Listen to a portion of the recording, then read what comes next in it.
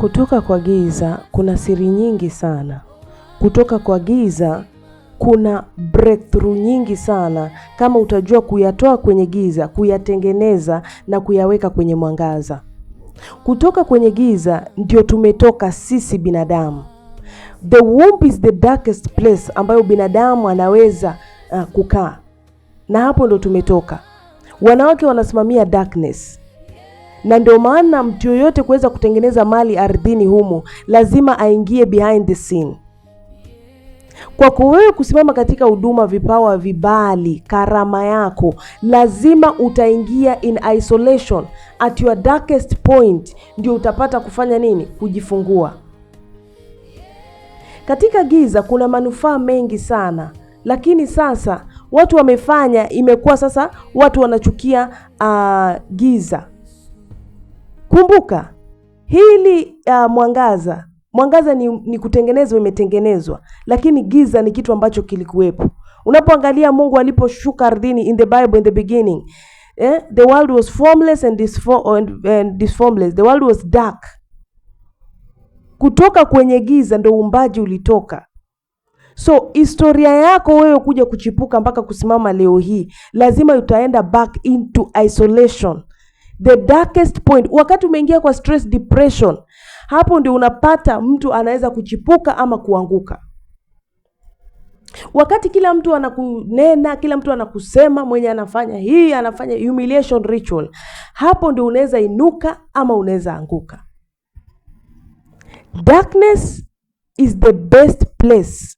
Waona katika giza kuna maovu nyingi na pia kuna mema nyingi. Lakini katika giza, hayo maovu ni wewe mwenyewe utaamua kubebana nayo, ama hayo mema utaamua kuyabeba, uyatengeneze into mema. Maana katika binadamu kuna dark side yako na kuna light side yako. Dark side yako inasimama katika uwewe, kujitetea wewe.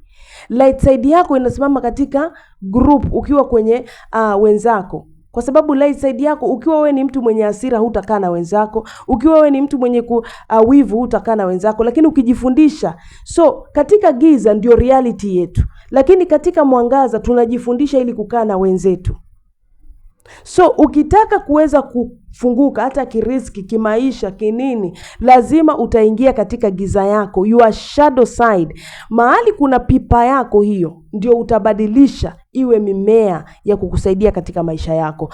Never ever usiwahi jiangalia chini, ama usiwahi kataana na giza yako. Eti nakataa hii, sijui ati unataka utolewe hiyo karma yako. No. Wako ni your karma.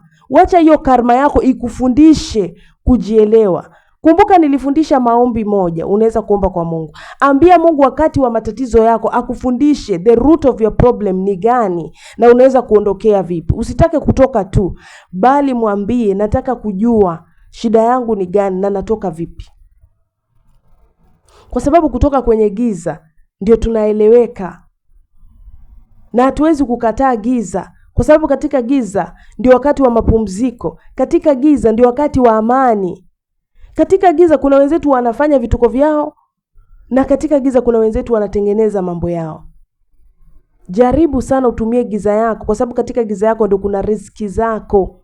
Mimi ukija nikufundisha, mimi sikufundishi kutoa hiyo karma. Mimi nakufundisha jinsi ya kuelewa hiyo karma imekuja kwa ajili gani, na imekuja kufundisha nini, na unafaa kuondoa nini. Maana kupitia lessons ndio kuna breakthrough.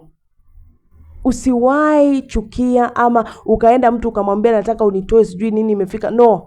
Ambia Mungu nahitaji kujua kiini cha matatizo yangu, ambacho this recycles, hizi cycles zinajirejelea, limitation inakuja kwa ajili ya nini.